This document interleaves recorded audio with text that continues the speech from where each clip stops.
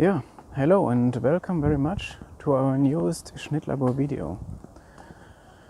Today I want to present you my brand new idea on how to produce and cut your YouTube videos in a very efficient and very fast way. And actually what you're seeing here, this is already the idea. So you have a direct feedback on what it would look like if you're working in such an approach. To create a video, you need actually, on a material level, you need two things. One is the video itself and the other one is the sound. For the sound, we are connected here with the usual headset. And most of you guys may have such a headset at home, and if not, it's not really expensive. But through this, you can kind of make sure that the sound quality of the video that you're speaking will stay more or less the same. Second, for filming, I'm using a regular smartphone, and I'm using the rear camera of this smartphone, because in probably 99% of the cases, the image quality of the rear camera is going to be better than the quality of the front camera. Of course, let's not be naive. Depending on the quality of the camera of your smartphone, you're going to end up with different quality results for the final video. This one here, this camera has even image stabilization, like video stabilization, and it can record in 4K up to 10 minutes. So this is what I'm working with here. But now let's not lose the track and come to the cutting process directly. So while recording this video, there is no cutting process, because the only cuts which I will create, I create them through hitting the pause function of this video recording software.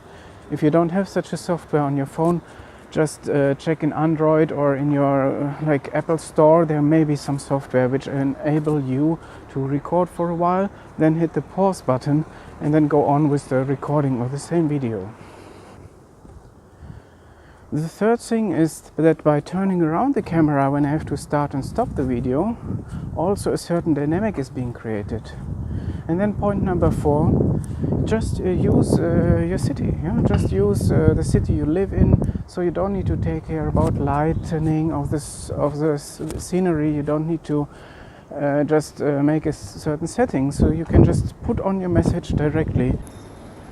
Last point I still need to mention is consciousness itself. You have to be very aware of what you're doing, what you're saying, each movement, each word and so on. Because otherwise, as you just heard right now, if you're not focused enough, then there will be a lot of errors in what you say in your message. And then you have to go into your video editor again and do the editing or create some jump cuts and so forth. And this is what you really want to avoid if you want to be fast. So far so good. If you want to be really fast with editing your videos, just follow my tips.